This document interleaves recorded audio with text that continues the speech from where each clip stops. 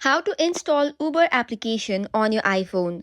Hey guys, welcome back to the channel. If you'd like to install the Uber application, here are few necessities. First and foremost, make sure you have created your Apple account. Only then you can install an application. Once that is done, head over to App Store. This will ask for your passcode or Face ID to open. Then tap on the search bar and type in Uber. Next up, tap on the Get button in order to get this download and installation started. This will ask you to double tap the side button and then enter your Face ID or the passcode in order to start the installation and download. This might depend upon the internet connection how long the installation might take.